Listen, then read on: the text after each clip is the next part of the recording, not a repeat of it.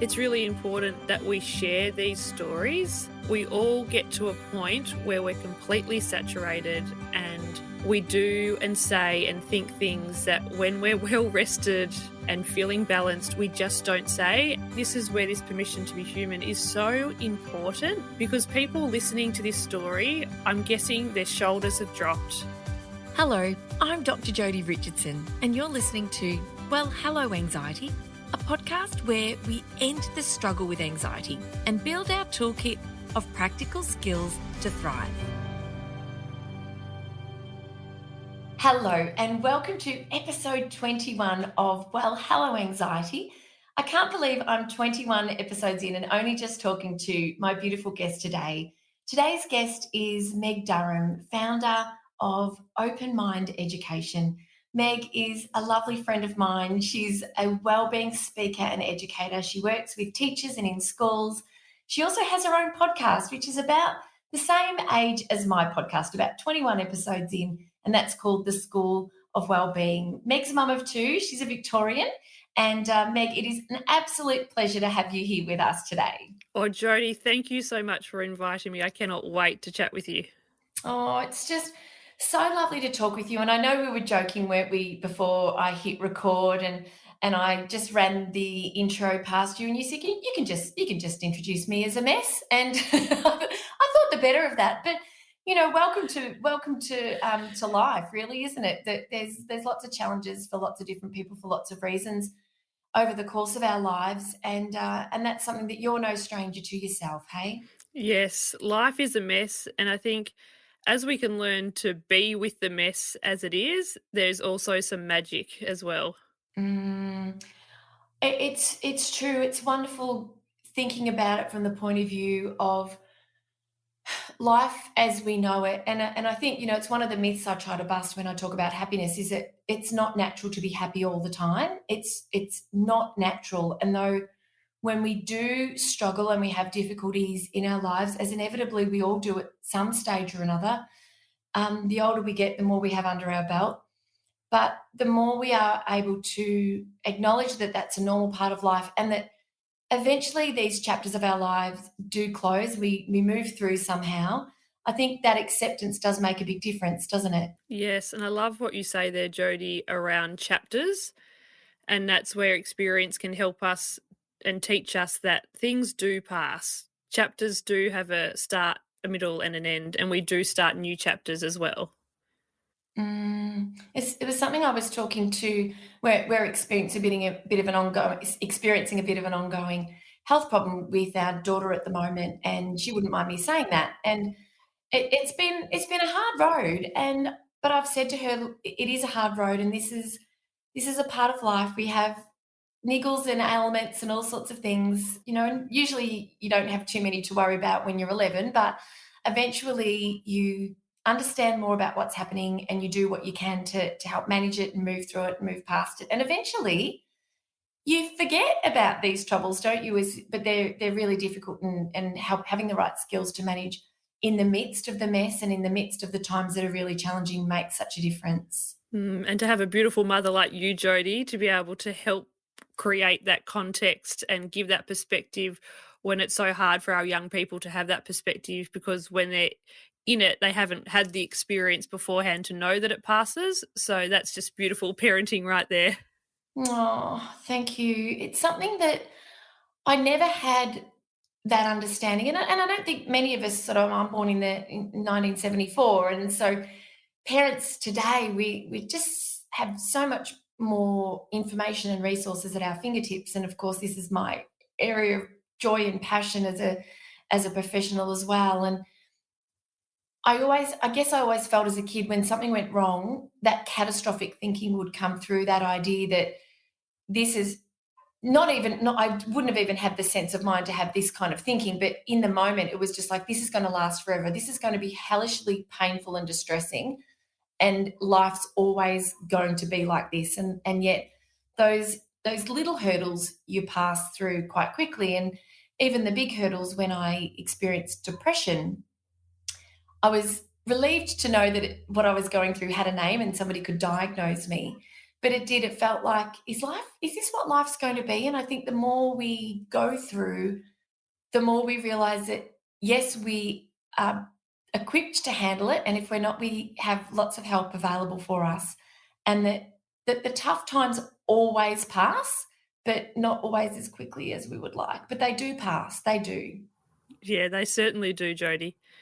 And you're going through a bit of a tough time yourself at the moment, and I thank you for being willing to share that with us today. And I'd love you just to tell us a little bit about where you're at, what's happening, and I know you're also going to be able to share with us today what it is that you're putting into practice from your huge library, if I could call it, within yourself, of well-being skills and practices and knowledge that's helping you to sort of manage this challenge. So can you start by sharing with us what challenge that you and your family are experiencing at the moment? Yeah, I'd love to, Jodi. So at the moment, we're going through a real transition. I guess, like a lot of listeners at the moment, we've got COVID that's still running. My family, so that's John and I. John's my husband, and we've got two boys, a 4-year-old and a 2-year-old. And we moved from country New South Wales to Geelong, so into Victoria, in February 2020. So a week before COVID sort of started, and John was starting a new job and lots of transition. And it was a really good transition for us because previous to that time, we'd had a really tough time with some other things for a conversation for another day. So we're looking forward to fresh start, being closer to services, closer to family, and being in a new space. And for us going into COVID, we giggled a little bit because people were really worried about not being able to get to places. And we thought, well, we've been in training for this for years. We've been living an hour from the supermarket with young children for a long time. So this is sort of normal for us, this isolation.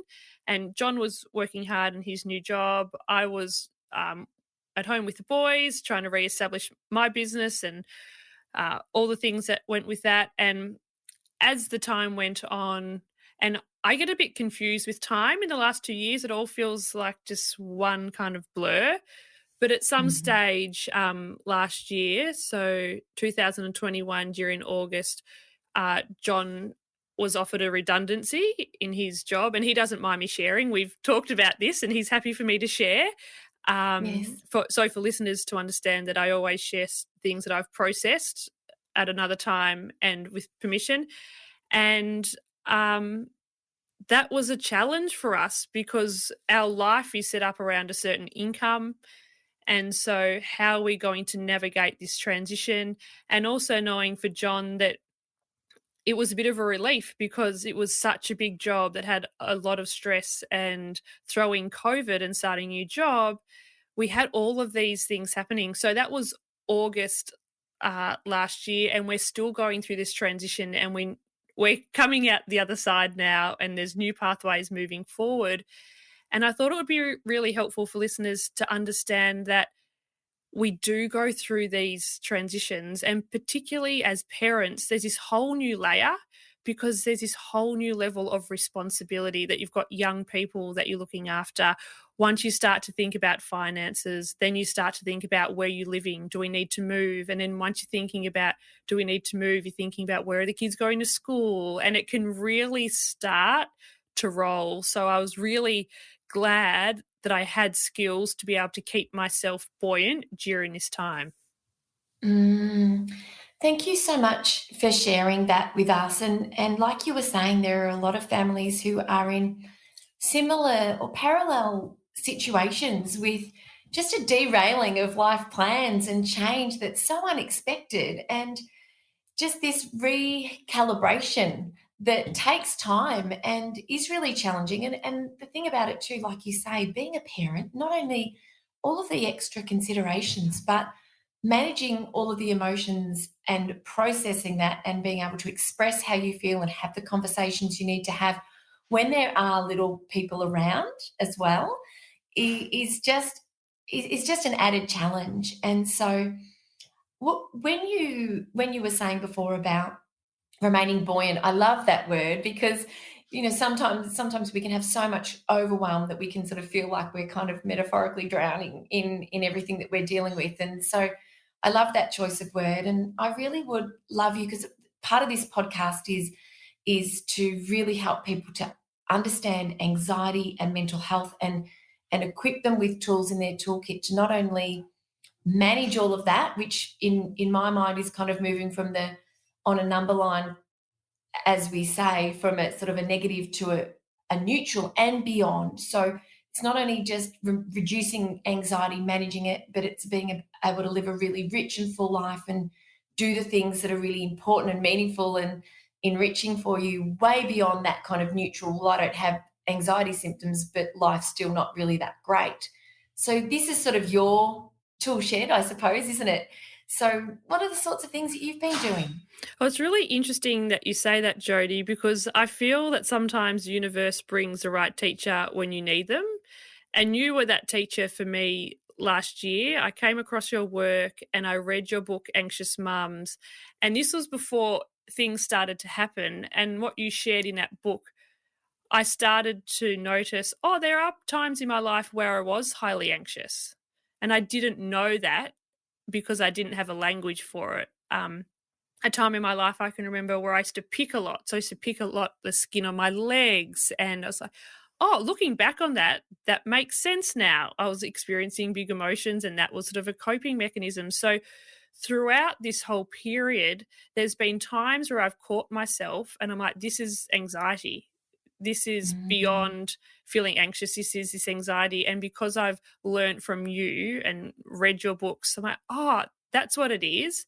And I've been able to sort of catch it and move through it. And so I've been very fortunate that when I've had those periods, they haven't lasted much longer than probably maximum 72 hours because I've Mm. really understood it. But I wonder if I didn't have that language, if it stayed around a bit longer. I'm not sure. So what really helps for me, and I'd love to go through a few different things. I've done a bit of a brainstorm like the teacher that I am. Great. Number one, it always comes back to the battery. I teach the battery. So that's back to basics. Sleep, move, nourish, rest, connect. When all else fails, I just go to bed. Sleep is my I'm wonder going to drug. quote you on that. And that's from my mum. My mum taught me when I was at school, when things weren't going very well, even now, just go to bed. Just go to bed and tackle it in the morning. And so I feel that when life is feeling really out of control, I get really tight on that sleep idea, and movement and nourishment and rest and connection. It becomes like a focus that everything else feels out of control. Let's just get back to basics. Let's get my body and mind into a state where I can make some good decisions.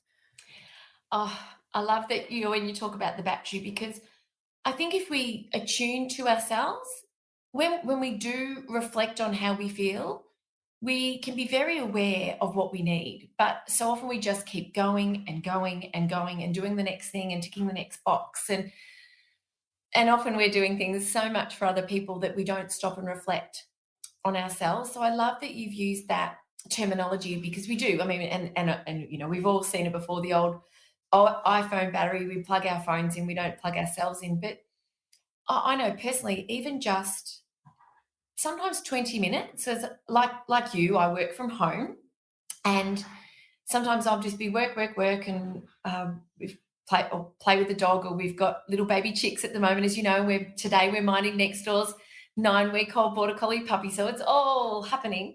But even just sometimes just to take 20 minutes out of the day, just to sit and put on something on Netflix, or go outside and just sit with a cuppa.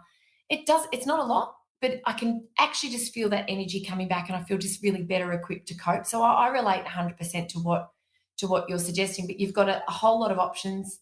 But sleep really does underpin everything, doesn't it? It sure does. And I love what you said there, Jodi, around rest, because in previous hard times and messy times I've gone through, I've had to learn to give myself permission to rest, because initially I was one of those people that when I felt like I needed a rest, I would think, well, good on you, keep going. Like that Mm. information's not quite relevant to me, and I would just keep pushing on.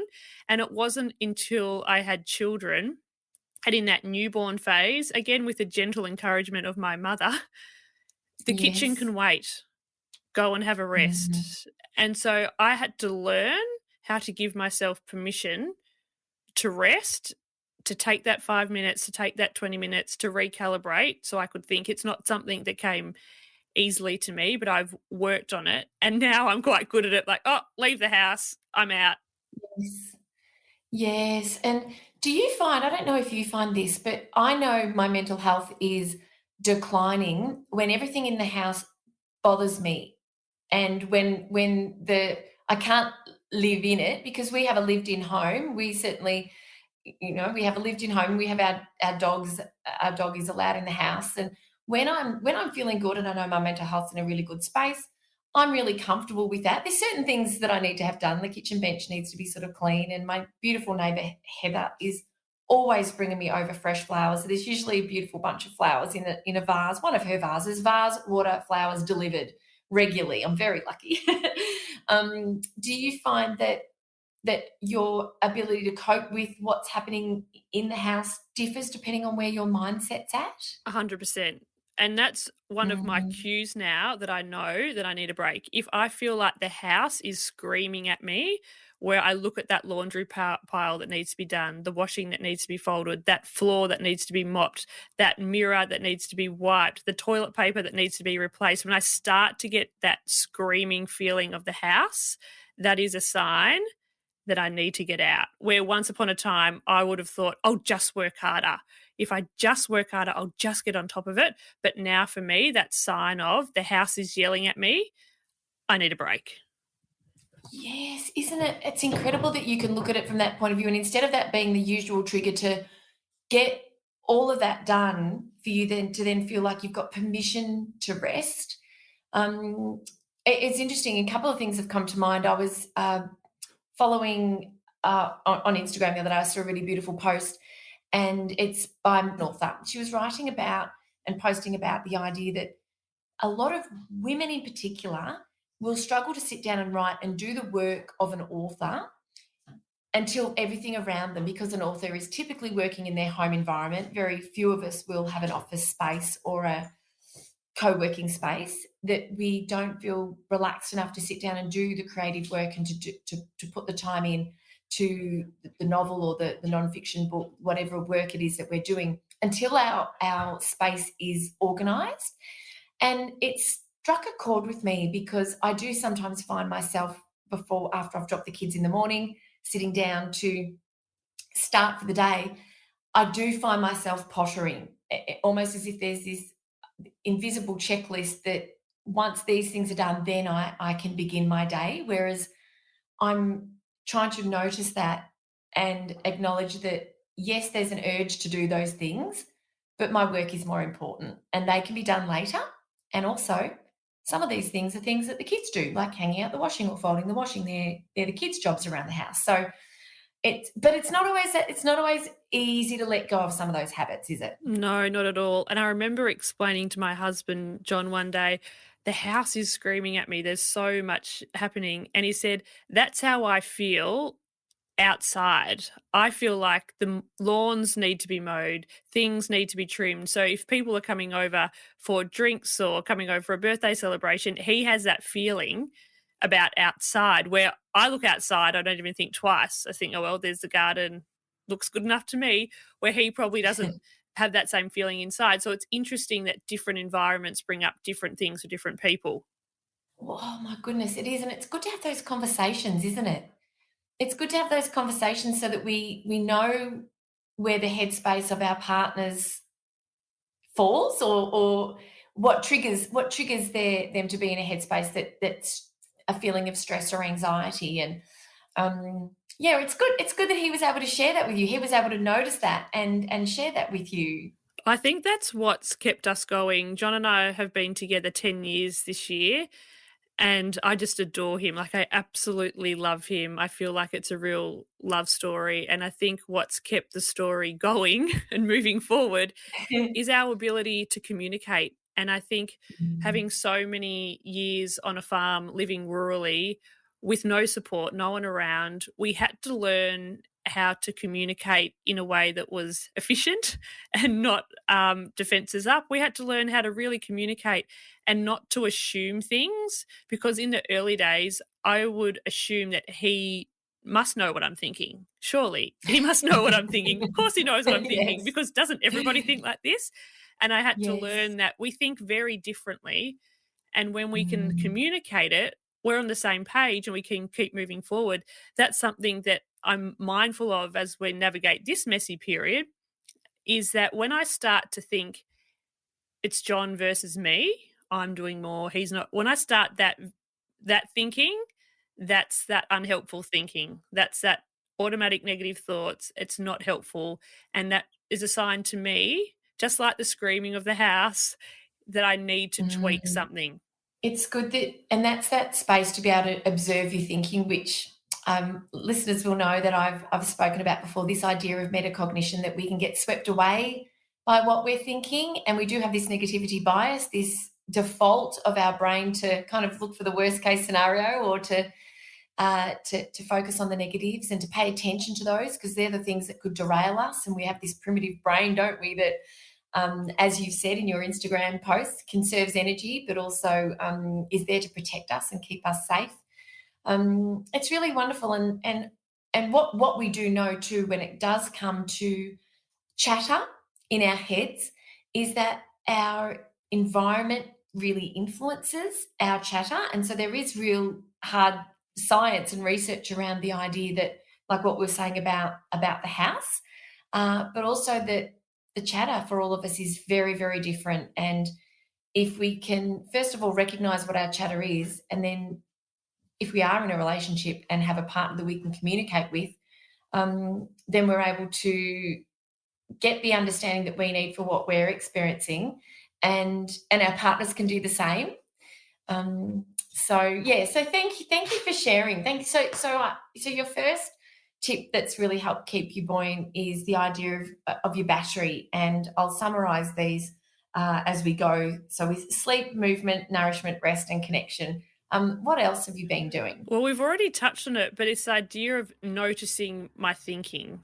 That's been my Mm. second part. And I notice very clearly that I can have this downward spiral of what's going to happen. What if this doesn't happen? Where are we going to move? Where are we going to live? What are the kids going to do? What that changes my work? The what if, that real downward Yeah. spiral, and that those ants pop up again, those automatic negative thoughts, and the catastrophizing, and then wanting to look into a crystal ball and think, oh, this is going to happen, and then this is going to happen, and then you can jump way down the track, which is really, really unhelpful. So I Mm. start to notice when I'm thinking like that, and then just catch myself and think, Mm. okay, that's not ideal. I'm looking too far into the future. And for me at the moment, looking 2, 3 months into the future is too hard to tolerate. So let's just pull Mm. back and focus on what I can. And then I start to think about my pets, so my performance enhancing thoughts, and their thoughts like, this is not how our story ends. This Mm. is just a chapter. This is growing us as a family, as a couple.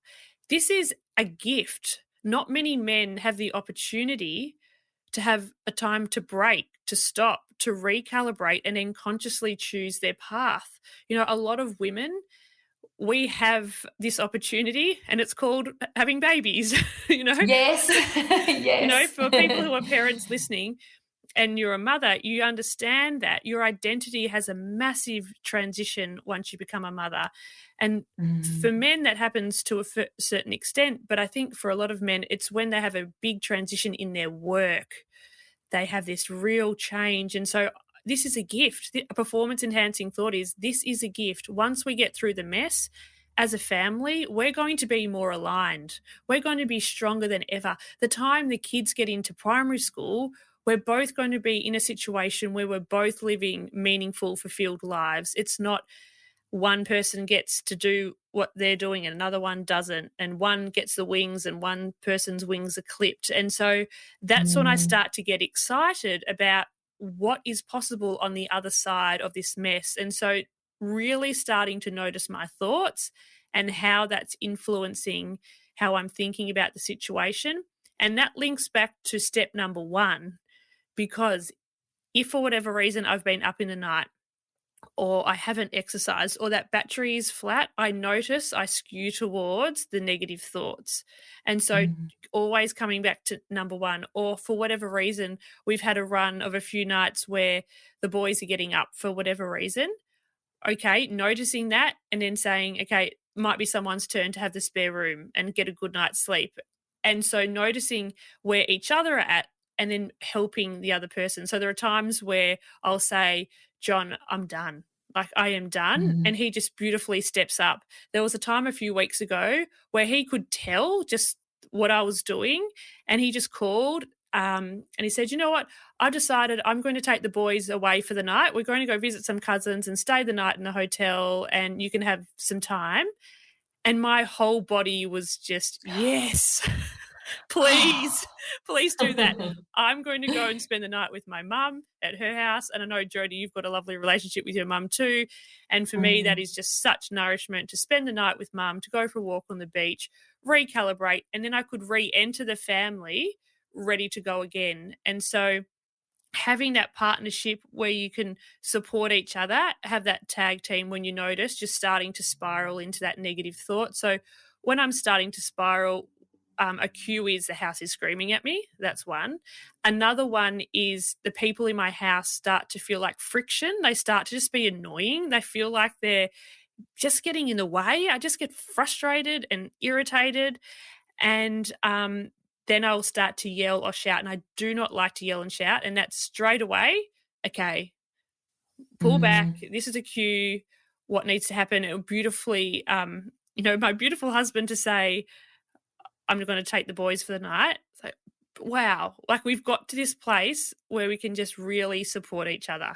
And that's where the taking notice is so important, of noticing our noticing and noticing. What we think affects how we feel, and it affects how we behave. It's that triangle of, isn't it? And so when we can recognize what we think and manage our thoughts in a different way with different thinking skills, then we feel differently, and we do things in a different way. We behave in a different way. And I love that you are so honest about how you can flare up. I was having a chat last night with our daughter was at a singing she has a singing lesson once every week on a Tuesday night, and she was well enough to go, which was amazing. And I always have this hour-long chat with one of the other mums, and we were just reflecting on lockdown. And I had a particular moment where I lost my, this is a clean rated podcast, but SHIT, I suppose I can do that, absolutely lost it. And we were just sort of sharing really raw and honest stories about when we became really overwhelmed. And we often don't talk about that, and that it's that idea of the kids creating that sense of friction. I love that word because it describes it so beautifully, that sometimes we just need to say, you know what, it's almost like a timeout on a basketball court. I just need a little bit of, and when we can reflect on how we're speaking to our kids or what we're doing, and if it's not aligned with what we'd normally do or what we'd like to, then we can go, right, well, what do I need to help me reset, to help me get the time and space that I need to be able to then show up the way that I want to show up. But also making it very clear to anyone listening that it's completely normal for things to spill over, but recognize that as a sign. And hopefully the more experienced we get, we can sort of catch it a little bit earlier, can't we? Oh, yeah, absolutely. And also knowing that I'm human, I'm going to have these moments where they're completely human moments, and my children understand that. And then we have that opportunity to repair afterwards. And I'll go back and say, I am sorry. That's not how I hoped to Mm. be with you. And I lost it. I just lost it. Permission to be human. I love you and I cuddle. And they just be a little pat. They're on to the next thing. They're on to the next book. And, sometimes we can hold on to things as parents, you know, and in his world, that was so long ago, mum. That was like at least 10 minutes ago. But just that opportunity to repair. Like, we do have ruptures, and the Mm. repair is the beautiful part. It is, and I had a I got quite I teared up the other night at dinner because we got to talking about this particular incident, which I've alluded to before on the podcast, and I'm going to share now because it is real and it's raw and it's me, and I really want to be open and honest, and lockdown was something that was extremely difficult for everyone for different reasons and for the same reasons as well. And I remember feeling under pressure with work and as a speaker doing presentations online at home and needing quiet, but also trying to buoy the kids and keep them on track with their schooling. One was in year 7, one was in year 5, and managing and keeping them buoyed with their well-being as well, and not being able to do all the things that were the usual outlet. The list is long. I'm sure people who are listening will need no further explanation that it was freaking hard there at times. And there was this particular day where, plus, Peter and I both have parents who are older. Like, my parents are in their 70s, Pete's mum's in her 80s, and you know, when you're our age and you've got older parents and kids, there's a lot going on, a lot going on. Anyway, this particular day, I was feeling this overwhelm, just building and building and building, but I was plowing through and persevering. And I had a conversation with our daughter, who I'd sort of trying to steer her back from what she was doing back into some schoolwork. Yeah, was pretty happy doing what she was doing, and just kind of said, "Yeah, not at the moment, thanks." And also, I was going next door I was actually going to take a break and go next door and see our neighbour and take over a couple of lovely lattes. And I made the lattes in my glass double-walled cups, the last 2 that were unbroken. They're now all gone, heads up. Walked out the door, and just one of the coffees just spilt on my hand a little bit. And it wasn't burning hot, but it was hot enough, and it was just that breaking point when I just dropped the F-bomb and threw the glasses on the ground, and they smashed, coffee went everywhere, and then I just burst into tears. And it was just this moment of release and complete overwhelm that had bubbled over in a way that I've not felt like that in forever. I can't remember. And I was comforted by the kids, and it was really beautiful and heartwarming seeing so much of the beautiful way I've supported them over their lives coming back to me. But it was also really scary for them. And so I took them aside individually that afternoon and said, I'm really sorry. I'm really sorry. That was not related to you. That's just, overwhelm building up, and I haven't been able to express my feelings and manage well. And that's not something you're probably likely to ever see happen again. And we had a really good talk through it. And it was just one of those moments that you wish your kids weren't present for, but they were. And that's just the way it is. But the other day at dinner, it came up. I think the fact that those glasses are, I'm good at breaking things, not on purpose. That was normally I just am clumsy. And because I had that little conversation with our daughter on the way out the door with the hot coffees, she thought she was responsible. And it only came to my attention last week that she thought my outburst was a result of her deciding that in that moment schoolwork just wasn't of any interest. And the gorgeous thing was I said, I really teared up because I really thought that I'd been clear about how things had built and what had caused it. And she said, "Oh, don't worry, because I haven't been thinking about it." She said, "I haven't given it another thought because that's just this personality that she is."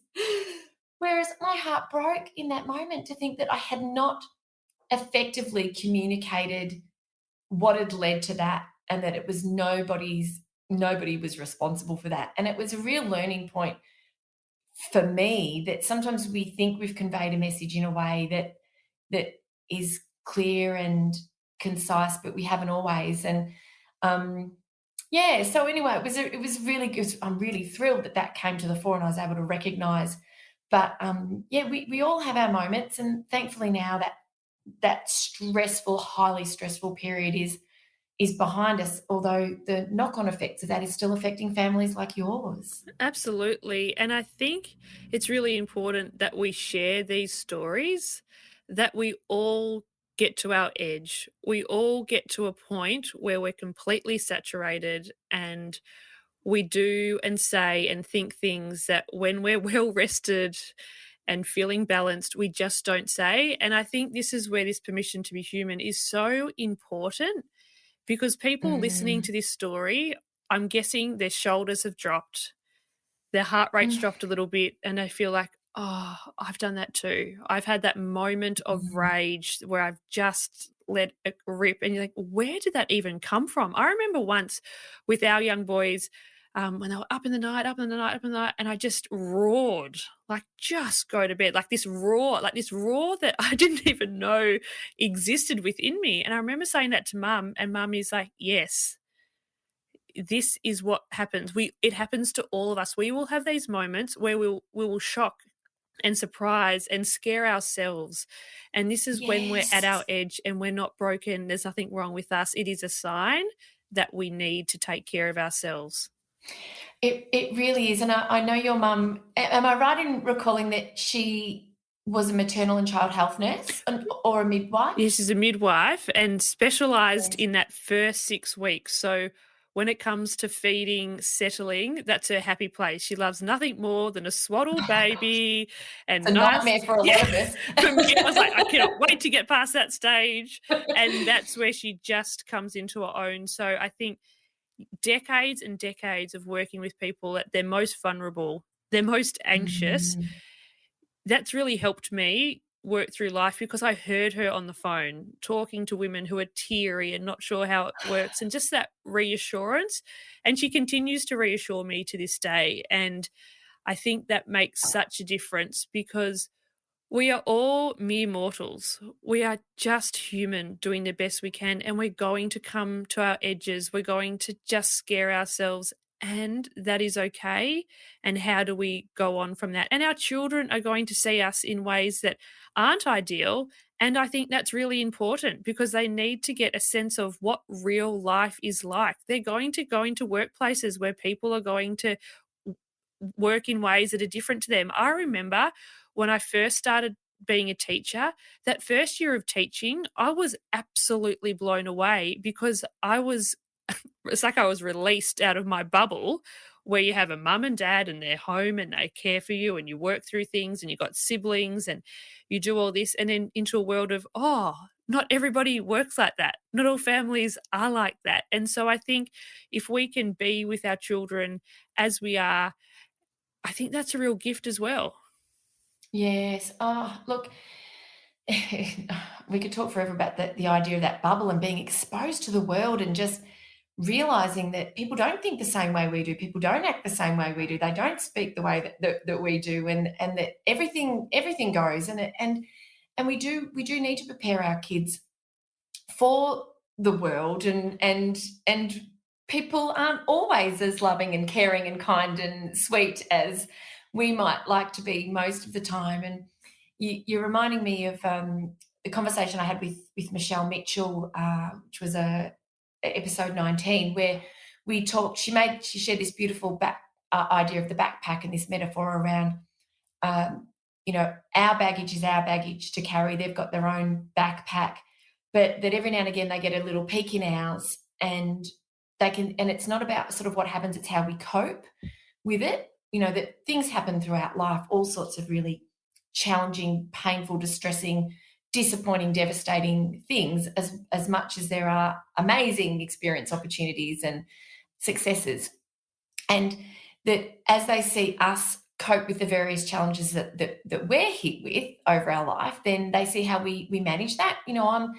I'm dealing with a hamstring tendonitis at the moment, and so I do my exercises each day because I really want to heal and get back on the basketball court and do all the things that I love. And so, even though that's a personal challenge of mine, because it's not terribly painful anymore, but it's limiting, and they can see that I can be proactive about getting appointments with professionals and dealing with that. And if somebody's not well, then you deal with that as well. You have a work disappointment, you deal through it. And they don't need to know everything that's going on. We need to be careful about what we share and how we share it. But every now and again, they get a darn good look inside our backpack. Absolutely. Everything in our backpack spilled on the ground, along with the broken glasses and the bloody coffee. And it's just like, oh, I cannot rewind this moment. I wish I could.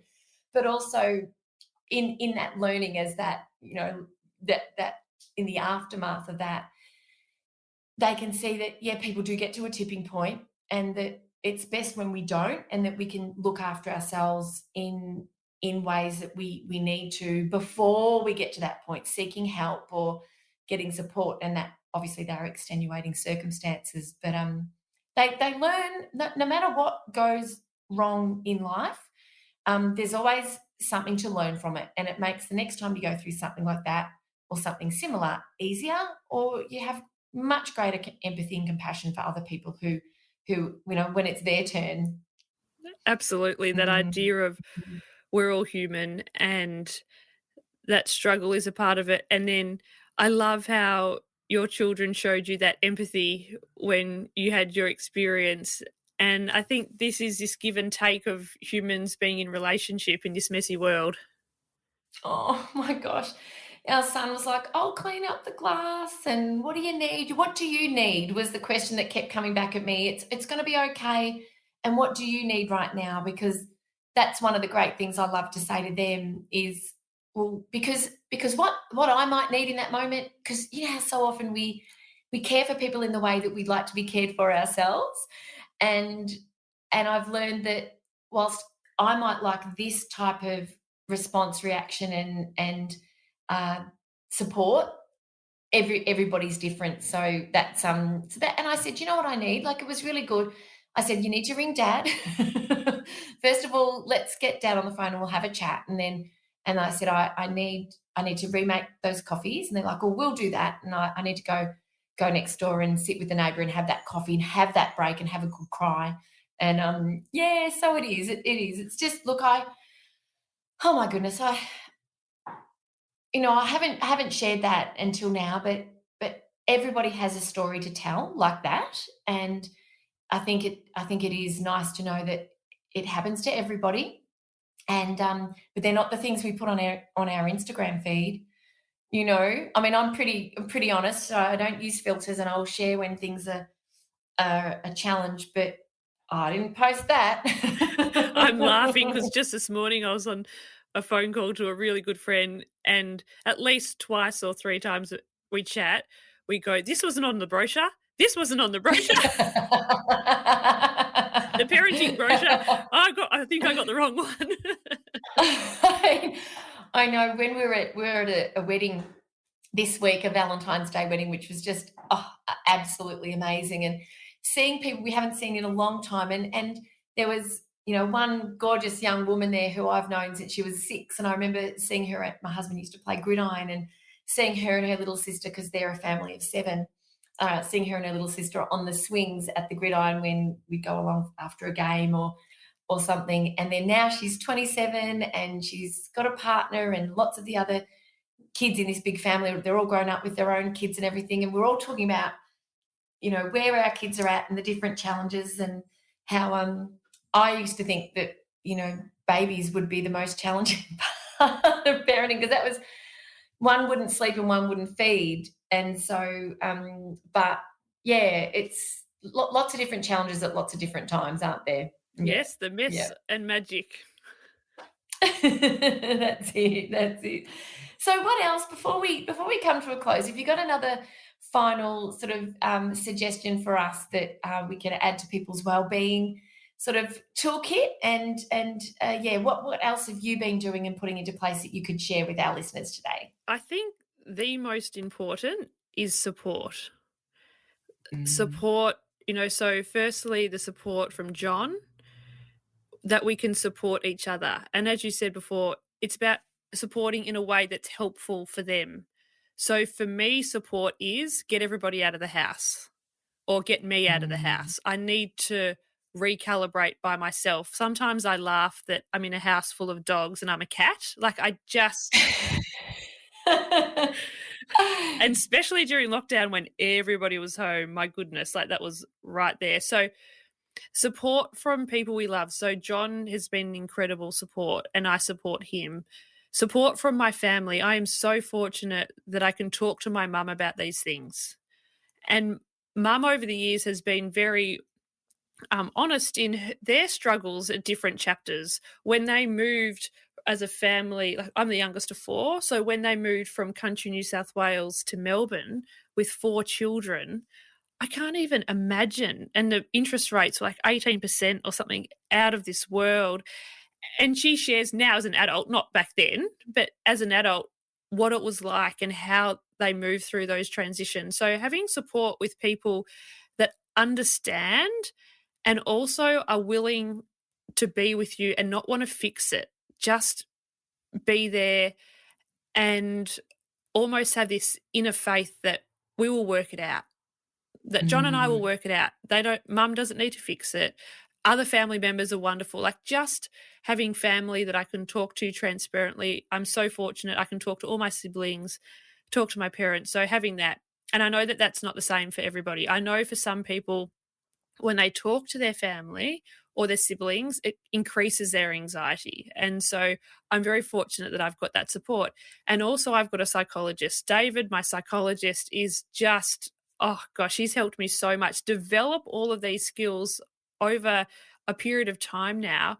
And so the way that I set up my psychology appointments is at the start of every year, I book in 4 so that my quarterly appointments with David, so there's one before my birthday, one mid-year, and then another one, and then before Christmas. And I've found that having that kind of support where there's no agenda, no one's got any skin in the game, has just been life-giving for me over a period of time. And I remember years ago thinking, oh, if you're still with the same psychologist for so long, haven't they fixed you? Like, what's wrong with you? And now I realize, like, oh, I've got this lovely relationship where I don't have to explain backstory and history, that I can just have this touch base once a quarter and we talk about it. So we've talked about this a number of times and it's given me perspective each time. And I think that that's really helpful because when we're going through the mess, when life feels like we're drowning and there's just one layer after layer after layer, and those moments we feel like we can break, having a space to break before you're broken and just chat is invaluable. And so I really encourage listeners to think about their support network. We do it with students all the time. If you put your hand up in the air, we've got five fingers there. So think about who are your support people. We really need to have 5. And if for whatever reason your family and friends, they don't make up that 5, I really encourage people to have a professional space to talk through things, because I think it's really important to have spaces where we can talk through, and it's almost like a regulated space to think about our thinking. A guided, supportive, safe space. And that time, because sometimes we don't get enough space in our day to really stop and think and have someone who knows to ask the right questions and might prompt a little or prod a little.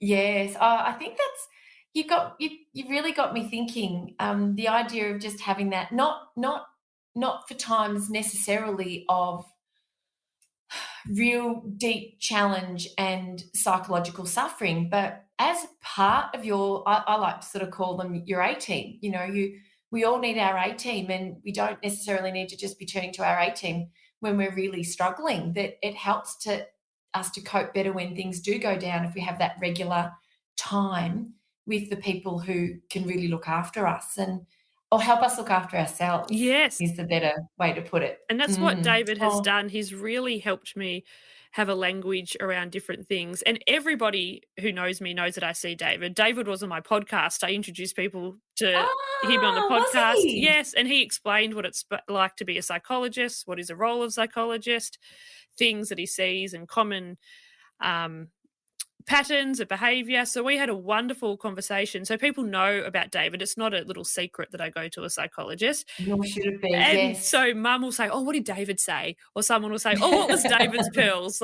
And so it's just a part of my wellbeing plan that I see a psychologist, that I have that space for support. Yes, and one of the questions that you may ask yourself, or you may ask yourself and not realize you do, is what would David say? Because I know that I spent a lot of time with my psychologist many years ago, and he's retired now, and I wrote about him at length in Anxious Mums, and I think spending so much time with him, learning about myself, learning how to think about my thoughts, how to assess situations, how to cope and sit with pain, um, so many skills and so much personal growth and development that even I've kind of like internalize is the word I'm looking for, have internalized that therapy to a point that I can draw on that. Even now, I could say, what would Alex say? And I can picture having the conversation and I know exactly what would come back. And so it's quite extraordinary the way you embody these skills and these changes in the way you think, and that you've got this additional resource to draw on. Everybody needs a David. Yes, and it's so true, because now I go to my David appointments with my journal and I talk through things that I've worked through, where once upon a time I would Yes. have just gone thinking, how do you fix this? What do we do? When now it's more just like a recap and what I've learnt and sort of broader themes. And so, yes, everybody needs someone like a David. Absolutely, absolutely. Oh, Meg, look, thank you so much. Just to recap for our listeners, I'm going to just recap the key points that you've shared with us today, and we've talked about battery. You talked about really looking after your battery, really taking good care of your battery, because if your battery's flat, nothing else is going to be really worthwhile as an experience or as an outcome. And really making sure that you prioritize sleep, movement, nourishment, rest, and connection. Your second point was really about noticing your thinking, about being reflective on what you're thinking and how you're thinking, and paring things back from that future thinking that might take you to that catastrophic kind of place way down the track, to kind of, right, what's in my control here and now, and what's the next best step. Your ants and your pets, your automatic negative thoughts, recognizing those and being able to ask yourself whether or not those are really helpful, bringing in more of your performance enhancing thoughts. And last of all, support from people we love. So and what I'd like to say to listeners today, first of all, Meg, thank you. And I'm going to ask you to share with us in a moment where listeners can connect with you, is that sometimes, and I often say this at the end of my presentations, I have this beautiful quote, and it's small hinges swing big doors. And hopefully it goes with that explanation, but really, in a nutshell, start somewhere small, start somewhere. It doesn't, it, for any changes to our well-being and our mental health and our flourishing in life, we don't need to do everything at once. You'll just become overwhelmed, and you'll feel as though you're not doing anything particularly well. So start small, and if it's a new movement habit, attach it to a habit you're already doing. I've been reading BJ Fogg's Tiny Habits, and he does 2 push-ups after every time he goes to the loo. And so do I, because my push-ups on my toes ain't where I'd like them to be. And so, yeah, start small, choose something and bring it into your life, in a way that's a really manageable start, and then build on it from there. But you've shared some beautiful strategies with us today, Meg, and thank you for sharing your own personal story. And thank you to John also for his permission for you to share that with us today. So how can people connect with you and work with you and find you? Oh, thank you so much for inviting me on. The best way to find me is at openmindeducation.com. And then on Instagram, I like to be on Instagram and LinkedIn, and of course, listening to the School of Wellbeing podcast. Yes, which is found on all good podcast platforms. Absolutely. Now, well, look, thanks again, Meg, very much. And I thank everyone today for joining us, and thank you for sharing your time with us. It's always such a privilege for you to share your time with me and my wonderful guests here on the podcast, and I'm very, very grateful. So, Meg, thank you so much for joining us, and I really look forward to learning about the next chapter when we catch up next. Me too. Thanks, Meg. Bye. Thank you so much for joining me for this week's episode. If you enjoyed it, please subscribe and leave a review. To keep the conversation going, I'd love you to join me over on Instagram. You'll find me at Dr Jodi Richardson. Also, if you'd like a copy of my free 5-day mini email course, Calm Your Anxious Brain, then jump over to my website, drjodirichardson.com, and you can sign up down the bottom. I've really enjoyed having your company. Thanks so much. See you next time.